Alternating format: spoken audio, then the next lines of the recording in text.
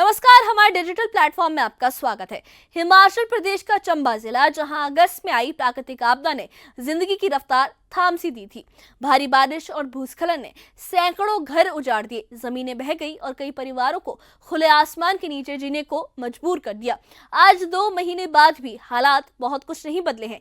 राहत और पुनर्वास के वादे अब भी अधूरे हैं और सर्दियों की दस्तक ने इन परिवारों की जो चिंता है, मुश्किलें हैं, वो बढ़ा दी हैं।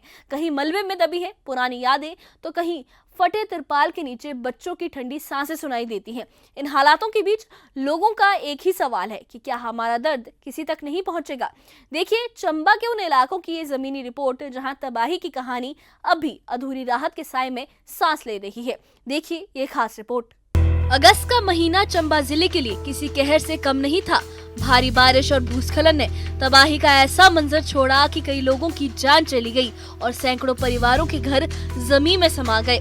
कई गांवों में अब भी मलबे के नीचे बिखरी है जिंदगियों की यादें। किसी की जमीन बह गई तो किसी का आशियाना पूरी तरह से ढह गया।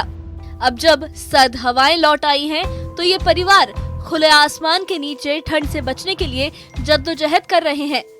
तो मकान चली है डे कख नहीं किसी नहीं बोने जगह नहीं है तो जाना कुता लोग घर बैठे तिन्हां घर टेंट लाए दे बैठे दे कुता जाना पैसा नहीं हुआ पल्ले तो कुता जाना फिर आवे बेघर होइए ना सिलेंडर को कुदी करने गैस कुदी करनी ते लकड़ियां बटोरनी ते टेंट लाने तिथे बोना ते कुता जाना। आपदा के दौरान नेताओं और अधिकारियों का जमावड़ा खूब लगा था। कैमरों के सामने राहत और पुनर्वास के बड़े बड़े वादे किए गए थे, लेकिन अब वही तस्वीरें राहत के एकमात्र सबूत बनकर रह गई हैं।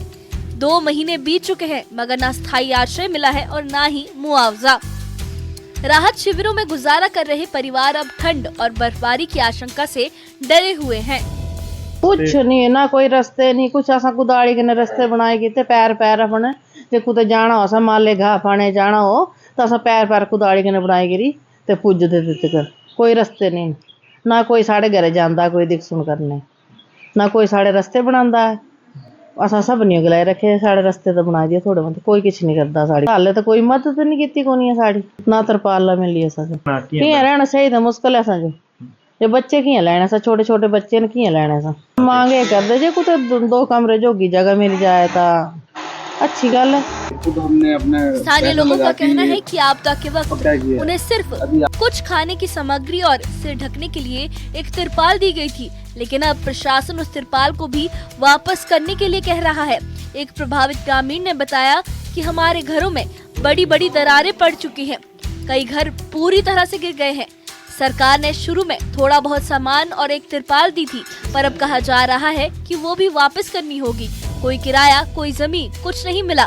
हम अपने खर्चे पर रह रहे हैं। सर्दी और बर्फबारी आने वाली है और अब ये समझ नहीं आ रहा कि क्या करें। सरकार से बस यही गुजारिश है कि हमारी मदद की जाए।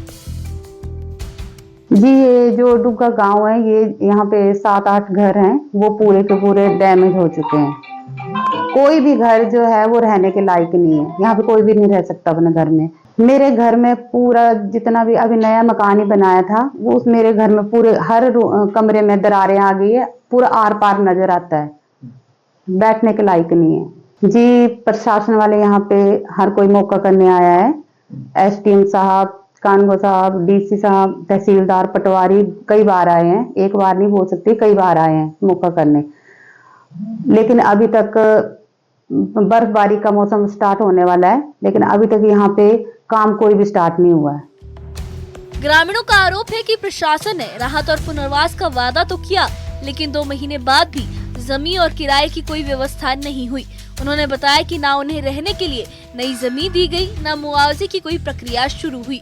कई परिवारों को अपने खर्चे पर अस्थायी जगहों पर रहना पड़ रहा है। लोग कहते हैं कि अगर जल्दी ही ठोस मदद नहीं मिली तो आने वाली ठंड और बर्फबारी में हालात और बदतर हो जाएंगे। बहन की होई नहीं अंदर तो स्वभाव बनाई नहीं बहन की किसी घर पिछे बैठ नहीं सकते। हाँ जी, सरकार हेल्प ये होनी चाहिए जे कुछ की घर या भाई सारे घटने के कुछ की वो मिली जाओ, बस थोड़ा ध्यान मिली जाओ, या घर पाने के कुछ चीज मिली जाओ, जमीन। हाँ जी, हाँ जी, अब उस घर पिछे बैठ नहीं सकते। सरकार की तरफ से मदद कुछ भी नहीं आई अभी तक। कुछ लोगों को तरपालें मिली हैं, हमें तो मिली नहीं अभी तक। बोला सरकार ने बोला कि किराया देंगे आपको 5-5 हजार रुपया, वो भी आज तक नहीं आया। यहाँ से हम किराए पे रह रहे हैं, चंबा जाके रूम ले रखे हैं, कभी कभार आते हैं यहाँ देख रेख करने के लिए। अभी तक सरकार ने हमें कुछ नहीं दिया है, ना तो किराया आया है, ना तो तरपालें आई हैं, ना कोई और मदद आई है। चंबा के लोगों के जख्म अब भी ताजा हैं और अब मौसम की सख्ती उन पर चोट कर रही है। राहत और पुनर्वास के वादे सिर्फ बातों में हैं, जमीन पर नहीं।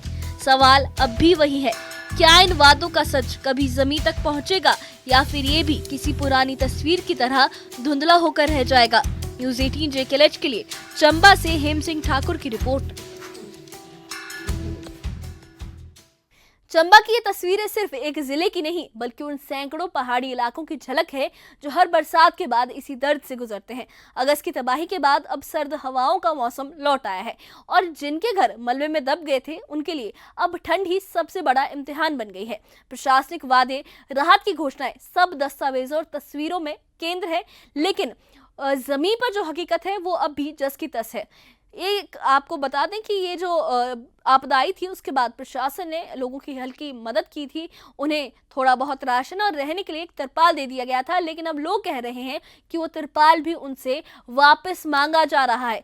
तो इस वक्त उनके पास ना कोई सहारा है, ना कोई ज़मीन है, ना कोई पैसे हैं, ना ही उनके पास और कोई उम्मीद है। वो बस एक उम्मीद लगाए बैठे हैं कि प्रशासन और सरकार उनकी मदद करेगी, उनके लिए इस सर्दी में जो हालत ख़राब हो रही है, सर्दी आने पर जो उन्हें मुश्किलों का सामना करना पड़ रहा है उसका कुछ सुझाव लाया जाएगा, उनकी मुश्किलों का कोई सहारा उन्हें दिया जाएगा, जिस तरीके से ताकि वो अपनी ज़िंदगी इस मुश्किल वक्त में अच्छे तरीके से काट सके और अपने बच्चों को, अपने परिवार का पालन पोषण कर सके। तो इन पहाड़ों की खामोशी बहुत कुछ कहती है, वो इंतज़ार की आवाज़ जो अब भी मदद की राह तक रही है।